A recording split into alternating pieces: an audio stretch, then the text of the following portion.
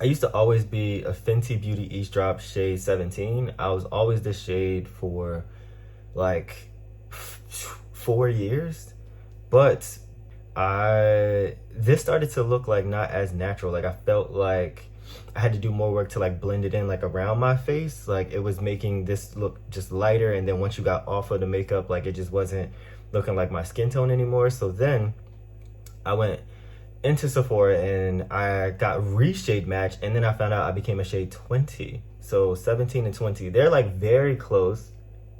You can see how close in color they are. 17, 20. They're very close, but they're also very different. If you know, you know. They're very close, but they're very different. I don't know, maybe my skin tone changed as I got older. Like I'm 32 now. Like I just turned 32 2 weeks ago, so maybe I don't know, like once I hit 31 and a half, like my skin tone. And I always lived in Los Angeles. By the time I started like really wearing makeup and stuff, I was already in LA. So I know like the first thought is like, well, maybe you're in cities where like you got more tan. No, like LA, the sun is all year round. Like it barely rains there. I've been outside all year round. I used to have birthday parties on the beach. So I don't know why my skin tone changed, but yeah. Anyway, now that I remembered I can talk, because this is long form YouTube. I've wanted to start a YouTube channel for so long. Like if you've come here from my Instagram, and if you've been following me since 2020, 2021, I started an Instagram or a YouTube channel once before.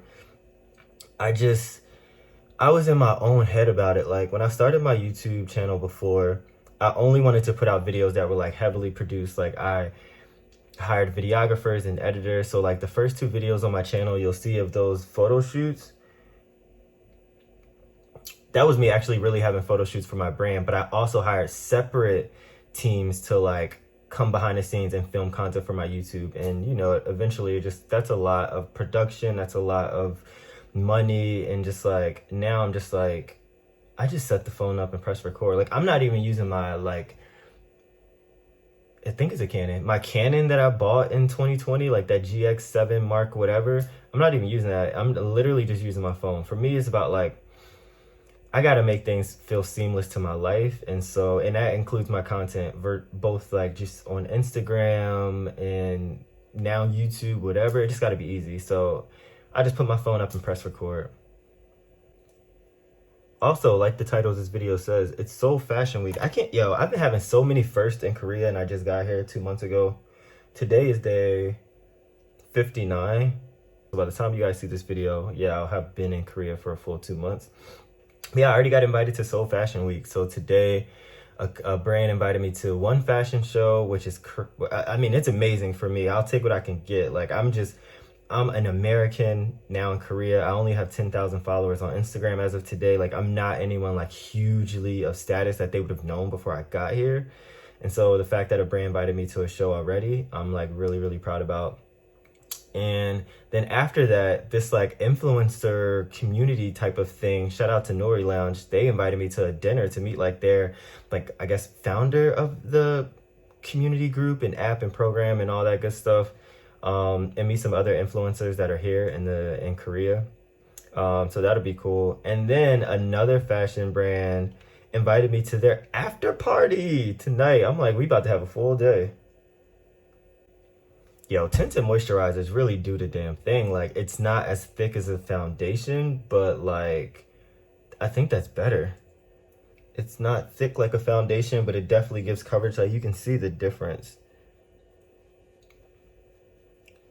Also, the name of the game for me, because every time I post some sort of like makeup content on my story on Instagram, or the rare times that I do include it on Reels and stuff, people always like, I get a lot of DMs from guys, which makes me so happy, where they're like, yo, I want to start getting into it because on you, it doesn't look like you're wearing makeup. It's just like your skin looks fresher and clearer. And I'm like, that is the whole point. That I'm so passionate about the beauty industry, even while I launched a company in the beauty industry, was because when I discovered like the power of makeup for guys, like doing subtle enhancements and what that could do for you, that changed the game for me. So I'm such an avid fan of everybody, but especially men, like utilizing the powers of cosmetics. Like, you don't have to be out here with colorful eyeshadows, but you can literally just be out here presenting your best self. Like, who does not want to walk around looking like a walking filter? Like, for real. Like, yo.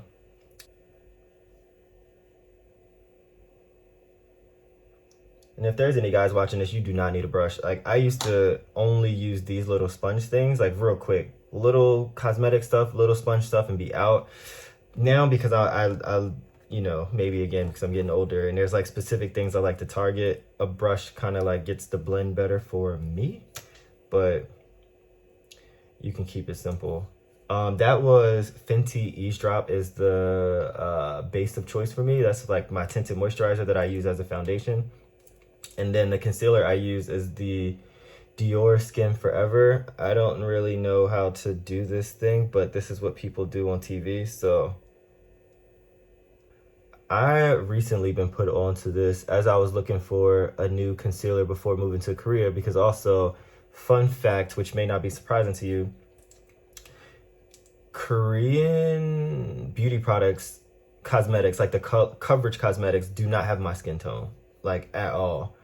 All the skin tones here and products that they offer are like very light. What's funny is I got one of my friends who's Korean, but she lives in LA and working in fashion. When she came back to Korea to visit last month, and we were talking, and she, like, I was talking about like I had to stock up on makeup before I moved here just so I can get like my complexion. And she was like, honestly, she can't even find her own complexion because she's still like, you know, very light Asian. She's Korean, but she has more of a tan to her. And I guess like the beauty standard here is more like very pale, fair skin. Very pale, fair skin. But I was like, dang, that's crazy that like, I mean, it's one thing for me as like a black man, a black person and a black man to not be able to find my skin tone in Korea. But for a native Korean to also not be able to find her skin tone in Korea, like, I just thought that was crazy. Ooh. Yeah, I just definitely thought that was crazy. So anyway, yeah, when I was looking for a new concealer before I came here, because I'm like, they're not going to have my skin tone, someone in the store put me up on this Dior concealer. And, you know, first off, like, when store associates like recommend a product or something, you know, you got to take it with a grain of salt, because it's always like, is this a new drop? Like, are you getting an extra commission for this? Is this what your bosses are pushing you to sell this week? You always, you know, take it with a grain of salt. But I did try it on in the store because I went in there. I didn't have anything on my face. So I did try it on and dab it on with my finger. Honestly, I was so impressed by how it looked on my bare skin that I was like, you know what? I'm going to go ahead and give it a try. And honestly, it's like the best thing ever. I'm probably going to be rocking with this Dior Beauty Forever Skin Correct is what it's called. Dior Beauty Forever Skin Correct. I'm probably going to be rocking out with this concealer for a very long time because it's so good.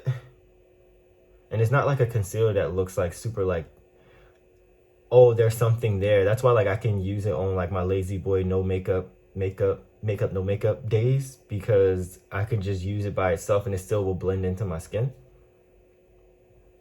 So I don't know which camera to look at. So I'm looking at the screen so I can see what I look like and what my makeup looks like. But then I'm also trying to look at the camera so I can look at y'all. But I don't know, because it's my first time doing videos where I talk. Is it weird to look directly at y'all? I don't know.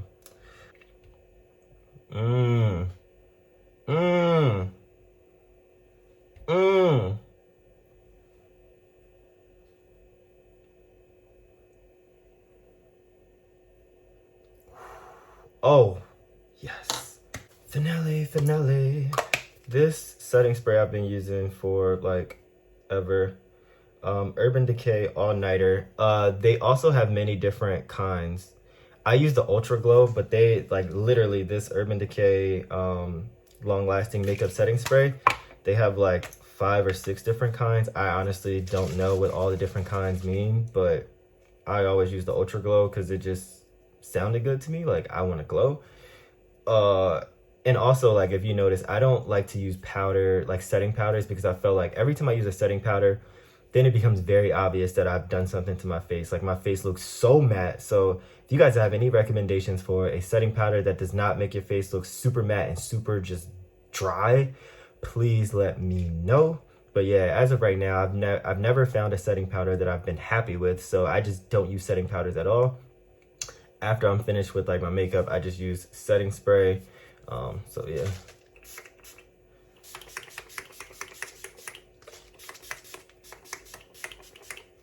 And I know that might have seemed like I sprayed a lot, but again, to me, because I don't use setting spray, like mentally, I'm like, oh my God, I need to make sure I like lock it. Lock it. But anyway, here we are. I'm happy with this. I hope it looks good on camera, but I know it looks damn good in real life. So yes, we ready for Seoul Fashion Week. Seoul Fashion Week, let's get it.